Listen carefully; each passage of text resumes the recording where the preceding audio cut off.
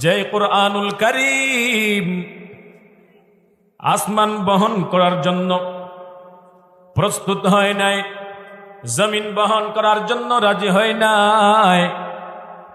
এ মৌলভী এলাকার পর্দার আড়ালের মা বোনেরা, এরে নবীর উম্মত, আল্লাহর কোন মাখলুক আসমান জমিন পাহাড় পর্বত নদ নদী সাগর এই আল্লাহর কালামকে বহন করার জন্য কেউ রাজি হয় নাই। বহন করেছেন মানুষরাই বহন করেছে।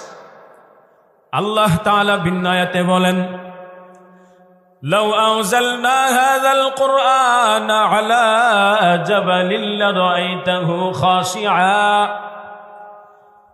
খাশিআন মুতাসাদ্দিআন মিন খাশিয়াতিল্লাহ।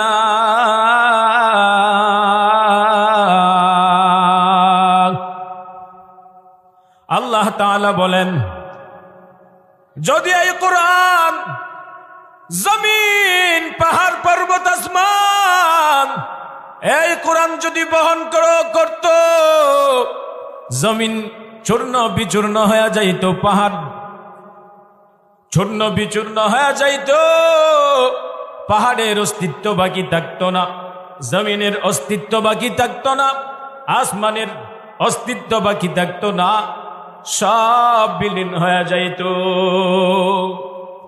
এরে নবীর উম্মতের দল, যে কোরআন আসমান জমিন পাহাড় পর্বত আল্লাহর কোন মাখলুক বহন করার জন্য সাহস পায় নাই, আল্লাহকে বলছে, হে মালিক, এই কোরআনের প্রসার আমি আসমান করতে পারবো না, এই কোরআনের সুন্দর তিলাওয়াত আমি আসমান করতে পারবো না, এই কোরআনের দাওয়াত আমি জমিন পাহাড় পর্বত আসমান দিতে পারবো না।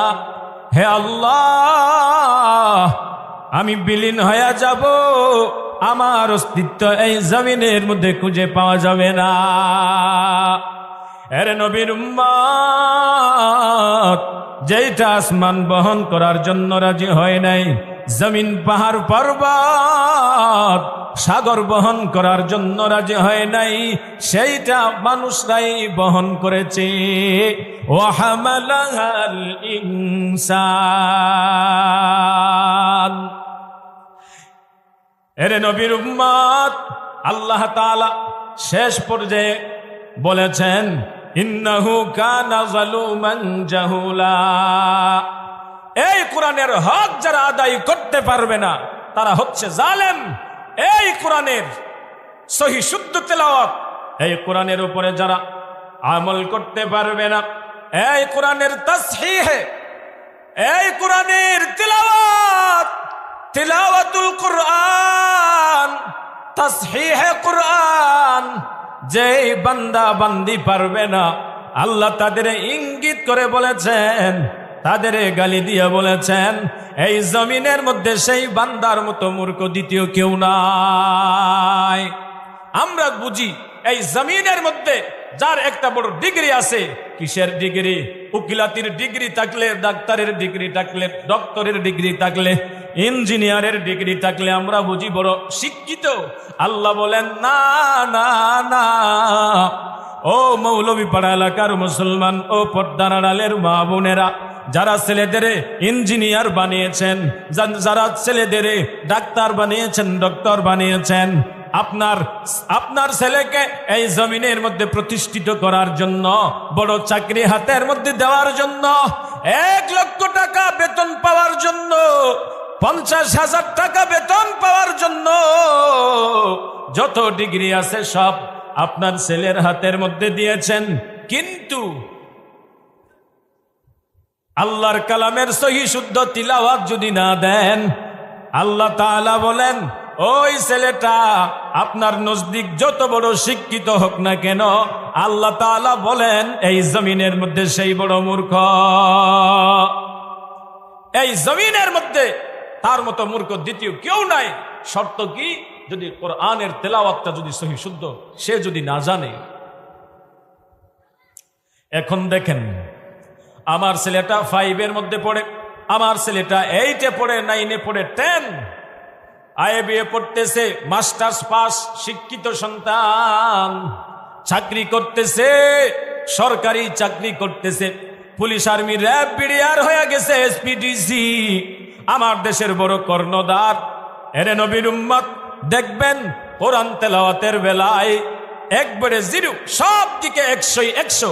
ব্যবসার লাইনে যান 100ই 100, চাকরির দিকে যান 100ই 100, অন্যকে ঠকানোর সময় অন্যকে ঠকানোর দিকে সেই 100ই 100, কিন্তু আল্লাহর কালামের তেলাওয়াতের বেলায় সে একবারে 0।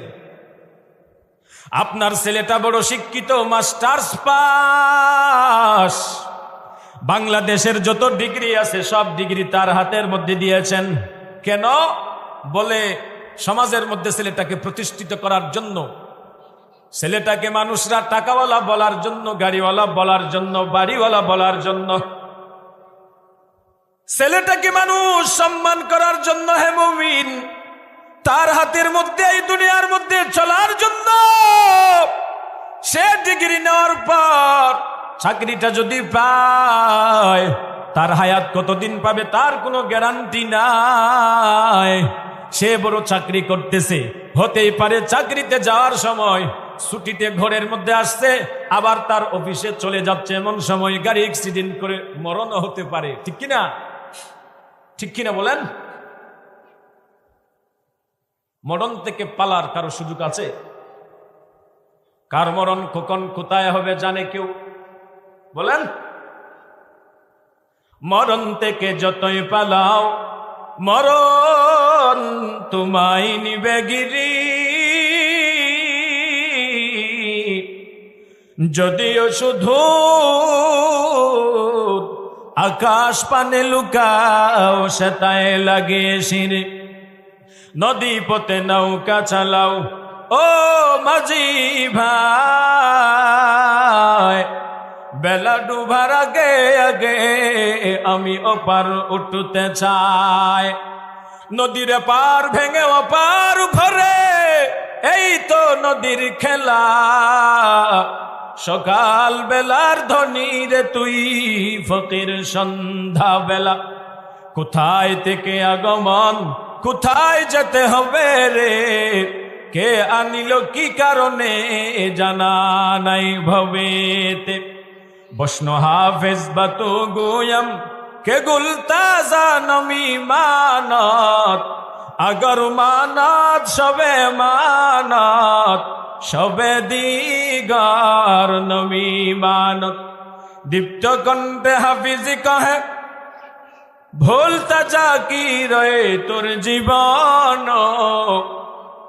কে আনিল কি কারণে জানা নাই ভবেতে। হে টাকার মাস্তানেরা, হে গাড়ির মাস্তানেরা, হে বাড়ির মাস্তানেরা, গরিব দেখলি যারা ধিক্কার জানাও, এদের বলতে চাই আল্লাহ আপনাকে টাকার মালিক বানিয়েছেন, গাড়ির মালিক বানিয়েছেন, বাড়ির মালিক বানিয়েছেন, সম্পদের মালিক বানিয়েছেন।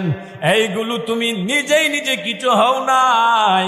আল্লাহ বলেন, বান্দা তোমাকে আমি দয়া করে, মায়া করে, মহাব্বত করে, ভালোবেসে দান করেছি। আল্লাহ তাআলা বলেন, আম ইয়াহসুদুনান নাস আলা মা আতাহুমুল্লাহু মিন ফাদলি।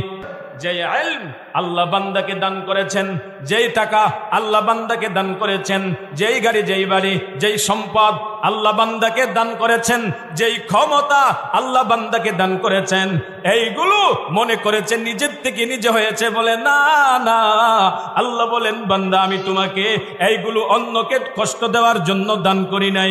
অন্যকে, অন্যের সাথে হাসাদ, হিংসা, দ্বন্দ্ব লাগাইয়া আদালতে মানুষকে মামলা দিয়া কষ্ট দেওয়ার জন্য এই সম্পদের মালিক আমি আল্লাহ তোমাকে বানাই নাই। এ ক্ষমতার মাস্তান, তাকাইয়া দেখো বহু ক্ষমতার মাস্তানেরা, ক্ষমতা আজ আছে কাল নাই, টাকা আজ আছে কাল নাই।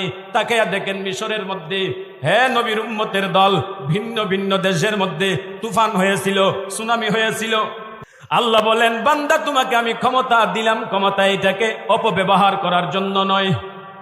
এই ক্ষমতা, টাকা, গাড়ি, বাড়ি, পয়সা, সম্পদ এইগুলোকে কন্ট্রোলে ব্যবহার করে আল্লাহর নিয়ামতের শুকর আদায় করার জন্য দান করলাম।